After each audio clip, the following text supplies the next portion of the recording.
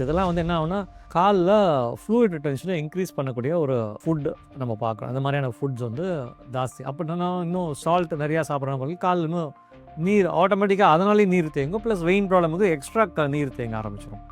So இந்த மாதிரி நபர்கள் வந்து ஹை ஃபைபர் டயட், ஓகேங்களா, high fibre diet, anti inflammatory foods, garlic, நல்ல நல்ல ஃப்ரூட்ஸு, வெஜிடபிள்ஸு, ஃப்ரை இல்லாமல் இந்த மாதிரியான நல்ல ஒரு healthy habits food, high fibre diet ரொம்ப இம்பார்ட்டன்ட். இந்த மாதிரி அப்புறம் ladies very very commonly affecting ladies, mostly menstrual சைக்கிளில் போது அவங்களுக்கு வந்து கால் கனமாகிறது, லோவர் அப்டமன் கனமாகிறது, காஃப் மசிலில் ஸ்வெல்லிங் ஆகிறது, கிராம்ப்ஸ் வரதுலாம் ரொம்ப அந்த பீரியட்ஸ் டைமில் ரொம்ப அதிகமாக இருக்கும். ரிப்பீட்டட் ப்ரெக்னென்சி, மல்டிபிள் ப்ரெக்னென்சி வர நபர்களுக்கு இந்த வேரிகோஸ் வரதுக்கான வாய்ப்புகள் நிறையா இருக்கும். நான் சொன்ன மாதிரி இந்த 6 ஸ்டேஜில் ஃபஸ்ட்டு 3 ஸ்டேஜ் இருக்க நபர்களுக்கு எஃபெக்டிவாக அவங்க வந்து அந்த நேச்சுரல் ரெமடிஸில் அவங்க நல்லாவே மேனேஜ் பண்ணிக்கலாம். என்ன நேச்சுரல் ரெமடிஸ்?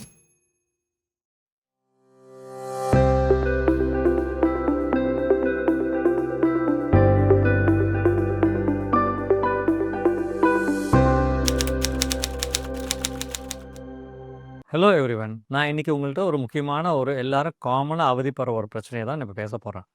நம்மளோட ஜென்ரல் பாப்புலேஷனில் அட்லீஸ்ட் ஒரு 25-30% ரொம்ப காமன் அஃபெக்ட் ஆகிற ப்ராப்ளம் கால் வீக்கம். இப்போ ரொம்ப நீண்ட நேரம் வேலை செய்கிறீங்க, காலையிலேருந்து ஈவினிங் வரலும் ரெகுலராக ரொட்டீன் ஒர்க், இன்னைக்கு கூட ரொம்ப இருக்கக்கூடிய பிஸி லைஃப் ஸ்டைலில் நம்ம வேலை போலலாம் நம்ம உடம்பு பற்றியே மறந்துடுறோம்.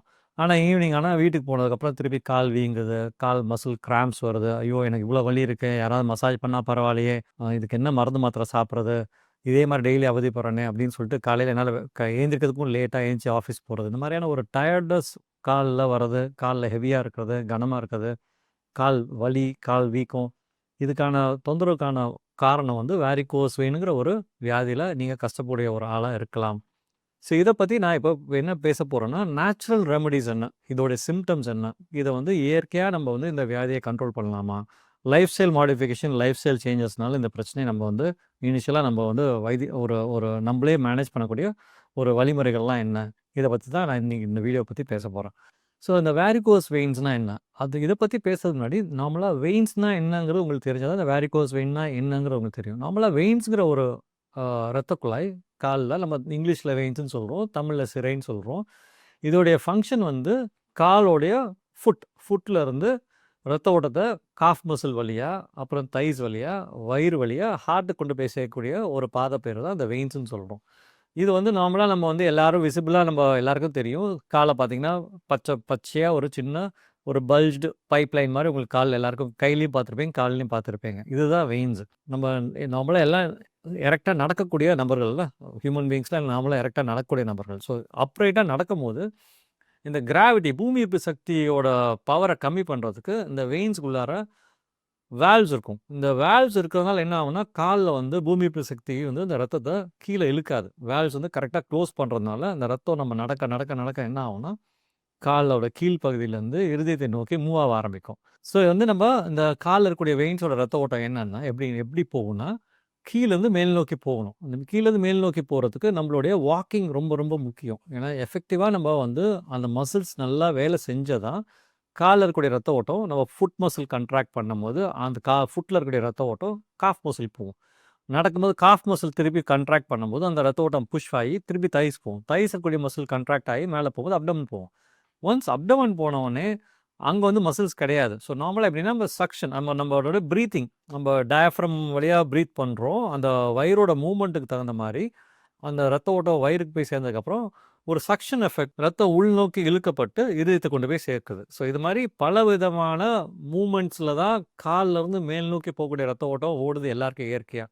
இதே வந்து கான்ட்ராஸ்டிங்காக நீங்கள் பார்த்தீங்கன்னா, இருதயம் பம்ப் பண்ணி ஆர்ட்ரிஸ் வழி வரக்கூடிய ரத்த ஓட்டத்துக்கு இருதயம்ங்கிற ஒரு பவர் சோர்ஸ் இருக்குது, மோட்டர் பம்ப் இருக்குது. அது அழுத்துறதுனால அந்த ப்ரெஷர்லேயே வந்து கீழே வந்து ஆட்டோமேட்டிக்காக வந்து ரத்தம் சேர்ந்துடும். ஆனால் காலிலேருந்து மேல் நோக்கி போகிறதுக்கு மசில்ஸ் எஃபெக்டிவாக இருக்கணும், ஒருத்தரோட வெயிட் கரெக்டாக இருக்கணும். ஒபீஸாக இருந்தாங்கன்னா அவங்களுக்கு அப்டாமினல் ரெஸ்பிரேட்டரி மூமெண்ட்ஸ் கஷ்டமாக இருக்கும். ஸோ காலில் வந்து ஒபீஸ் நபர்களுக்கு ரத்தம் தேக்க வர்றதுக்கான காரணம் வந்து அவங்களுடைய அப்டாமினல் மூமெண்ட்ஸ், அதாவது ப்ரீத்திங் மூமெண்ட்ஸ் வந்து ரெஸ்ட்ரிக்டடாக இருக்கிறதுனால காலில் ரத்த தேக்க வர்றதுக்கான வாய்ப்புகள் அதிகமாக இருக்குது.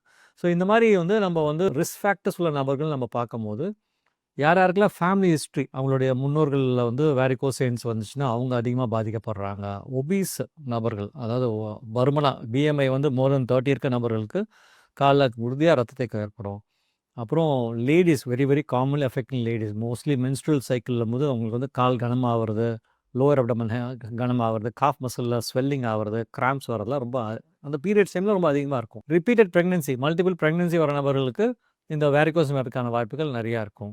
அப்புறம் காலில் ஏற்கனவே பிளட் கிளாட் வந்த நபர்கள், ஓல்டு பீப்புள், இயற்கையாகவே ஓல்டேஜில் வெயின்ஸோட அதோடைய ஸ்ட்ரக்சர்ஸ் ஸ்ட்ரென்த் எல்லாம் இயற்கையாகவே வீக் ஆகிடும். ஓல்டேஜ் பீப்புள் அவங்களுக்குலாம் ரத்த தேக்கிறதுக்கான வாய்ப்புகள் இருக்குது.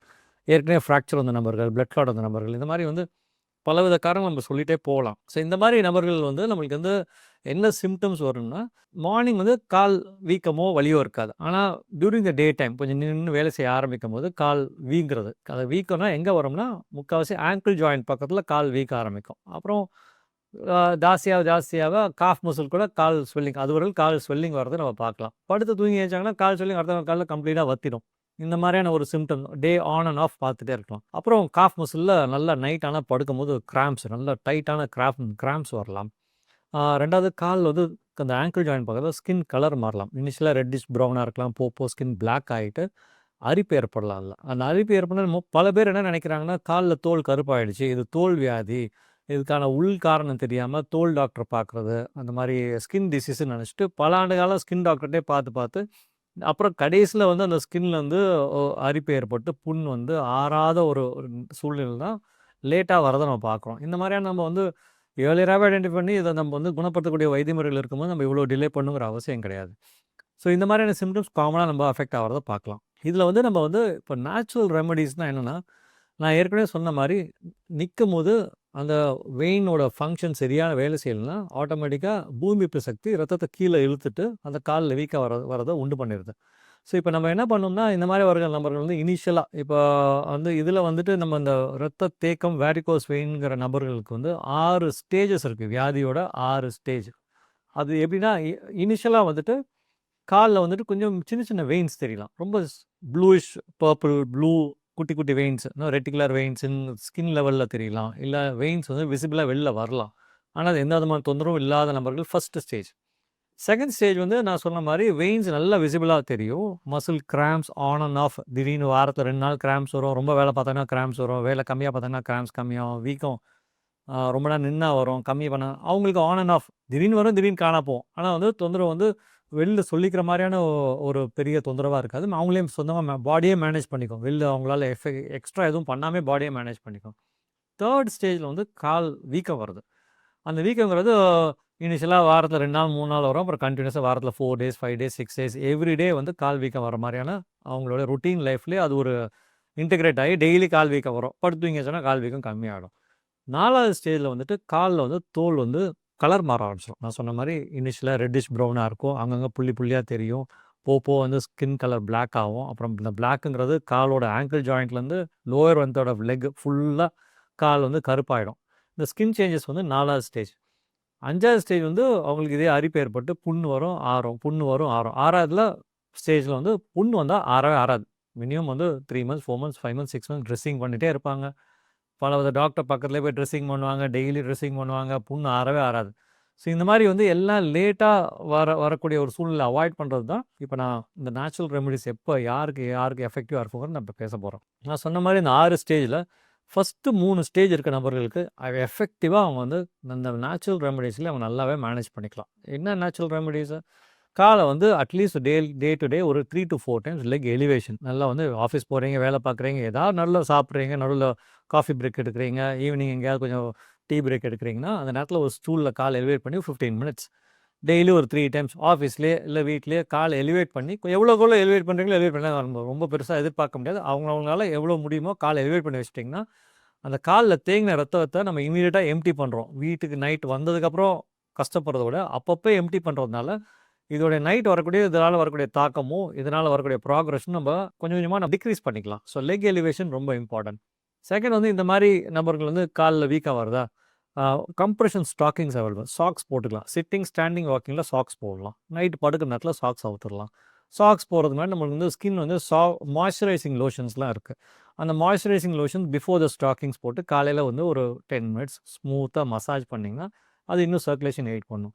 சாயங்காலம் வந்ததுக்கப்புறம் அதே சாக்ஸை கழட்டினதுக்கப்புறம் மாய்ஸ்சரைசிங் லோஷன்ஸ் இருக்குது. அந்த லோஷன் போட்டு நீங்கள் கொஞ்சமாக மசாஜ் பண்ணிங்கன்னா எஃபெக்டிவாக மேனுவல் கம்ப்ரெஷன். நீங்கள் மேனுவலாக காலில் மசாஜ் பண்ண அந்த ரத்தம் ஆட்டோமேட்டிக்காக வந்து உள்ளார போகிறதுக்கான ஒரு ஒரு வழிமுறையை நம்மளே உண்டு பண்ணி தரோம், மேனுவல் கம்ப்ரெஷன். அப்புறம் வந்துட்டு டயட்ரி ஹேபிட்ஸில் லெஸ் சால்ட்டு, அந்த ஃபாஸ்ட் ஃபுட் சாப்பிட்றது, ட்ரிங்க்ஸ் இருக்குல்ல, அந்த மாதிரி ஃபிஸி ட்ரிங்க்ஸு, அது மாதிரி ஹை எனர்ஜி ட்ரிங்க்ஸ், இதெல்லாம் வந்து என்ன ஆகுனா காலில் ஃப்ளூயிட் ரிட்டென்ஷனை இன்க்ரீஸ் பண்ணக்கூடிய ஒரு ஃபுட் நம்ம பார்க்குறோம். அந்த மாதிரியான ஃபுட்ஸ் வந்து ஜாஸ்தி. அப்படின்னா இன்னும் சால்ட் நிறையா சாப்பிட்றவங்களுக்கு கால் இன்னும் நீர் ஆட்டோமேட்டிக்காக அதனாலேயே நீர் தேங்கும். ப்ளஸ் வெயின் ப்ராப்ளமுக்கு எக்ஸ்ட்ரா நீர் தேங்க ஆரம்பிச்சிடும். ஸோ இந்த மாதிரி நபர்கள் வந்து ஹை ஃபைபர் டயட், ஓகேங்களா, high fibre diet, anti inflammatory foods, garlic, நல்ல ஃப்ரூட்ஸு, வெஜிடபிள்ஸு, ஃப்ரை இல்லாமல் இந்த மாதிரியான நல்ல ஒரு healthy habits, food, high fibre diet ரொம்ப இம்பார்ட்டன்ட். இந்த மாதிரி பண்ணோம்னா அந்த ஃபுட்னால் வரக்கூடிய காலில் தேங்கக்கூடிய நீரோட அந்த அளவை நம்ம கம்மி பண்ணலாம். மோர் இம்பார்ட்டன்ட் வந்து வாக்கிங்.